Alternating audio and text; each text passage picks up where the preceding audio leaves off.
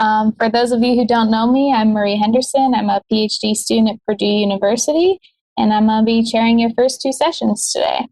And so to get us started, we will have Sauro et al. With Enhancing Science Backroom Situational Awareness, Lessons Learned from Astronaut Geological Training. And just to keep with how we went yesterday, please keep track of your questions in the chat, and we will try to get to them at the end of this session. And so go ahead and take it away. Thank you. Good morning, everybody. So this talk is about lessons learned and systems developed to enhance science backroom situational awareness during the Pangea program, which is organized by the European Space Agency. Next, please. Next, okay. Pangea has started in 2016 as an astronaut training program focused on planetary geology. And in the early development of this training, we focus on how to address the strong call of the Apollo astronauts, like we heard yesterday from Jack Smith, following the advice that no substitute exists to work in the field for learning the principles of field geology. And this is exactly what we try to do in Pangea through a series of training sessions in different analog sites in Europe. Also in 2017, we decided to have, at the end of this training, of the last session of the training, specific space analog campaigns that we called Pangea extensions, which are focused on testing new technologies as, for example, analytical tools, but also many others, and to choreograph operations, simulated EVA traverses to enhance the scientific return for future lunar surface activities. Next. So Pangea training involves the astronauts in non-simulated science, and we already heard yesterday that this is crucial. This is very important, because in this way, the astronaut can really get in the mood of field geology, and they can start to understand the scientific questions. They can really exercise skills to find answers to these questions, and they can really understand what we mean when we talk about doing the correct observation, for example, sampling, and also considering unexpected discoveries, which happens in the real world. So this is also crucial for flexecution. After the first edition of this training, we also learned that it is really fundamental, as we saw from the outcome of the breakout of yesterday, to involve simultaneously already in the early training phase, multiple space-related partners, because we need to create really a cooperation between planetary geologists, for example, in this case, from the European community of planetary geologists, training and ops people from the agencies, analog site institutions, because it's where we do the training, and of course, industry, because we want to develop new technologies. And this was already in line 5 years ago when we started with the recommendation of the Artemis science definition team report that we saw yesterday. Next. Okay, so I will not provide a full description of Pangea, the different phases of the training and locations, but I want to point some lessons learned. And one that I think is relevant for this workshop specifically is the fact that we need to develop a common methodology and language for geological exploration. We saw that this is crucial, especially for astronauts, because they have to learn a structured and effective way to deliver descriptions of what they see and of what they do, of course, of geological features. And we are, in Pangea, we have developed a series of exercises and methodology to have them learning these methods.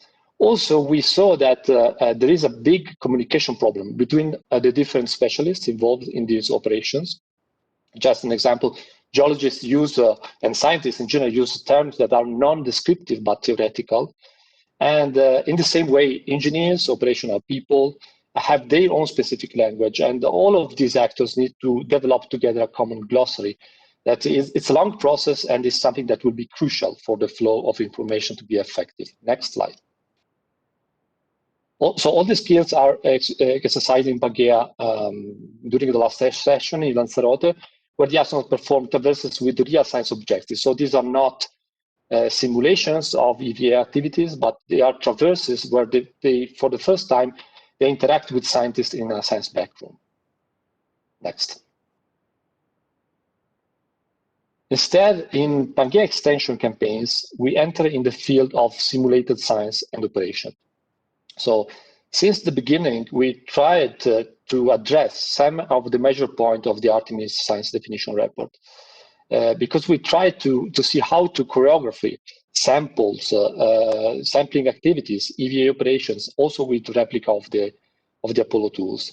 Also, we focus on which could be the best system for structured real-time transmission of data from any in situ science tool or cameras, any information which is coming direct from the field, in order to be able to really use this information for tactical decision making for the support centers.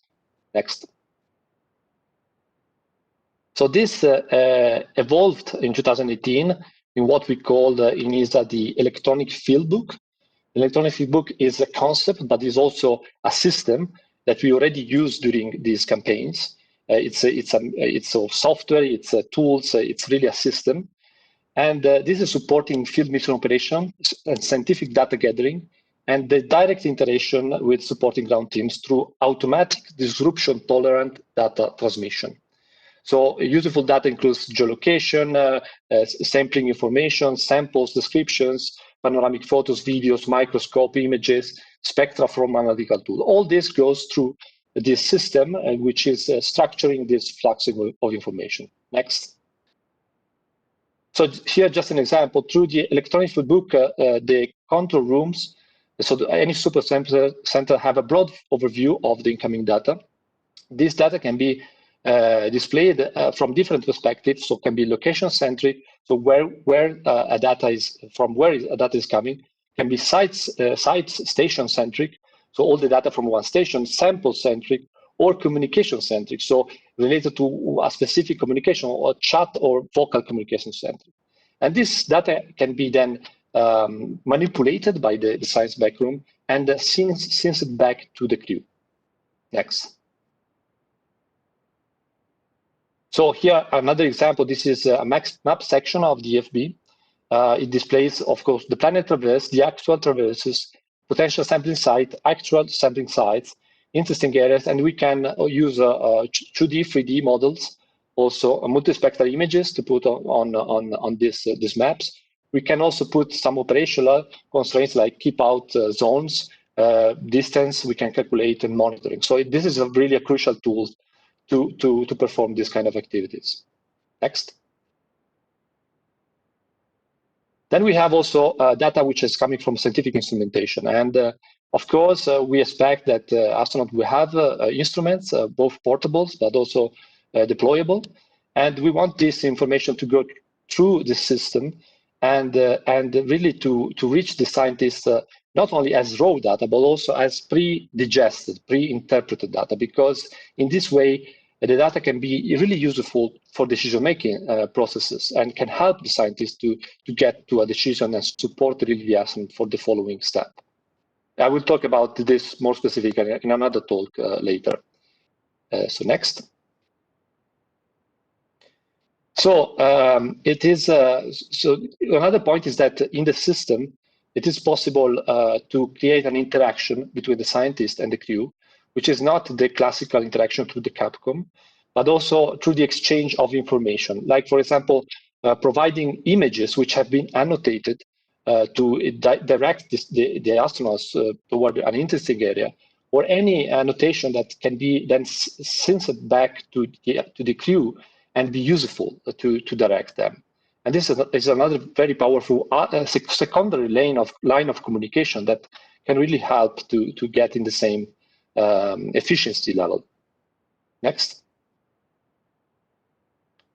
So just to close, DFB is a tool and that we have been testing in Pangea extension campaign, which is designed to enhance collaboration. It is something that we will need in the future compared to Apollo.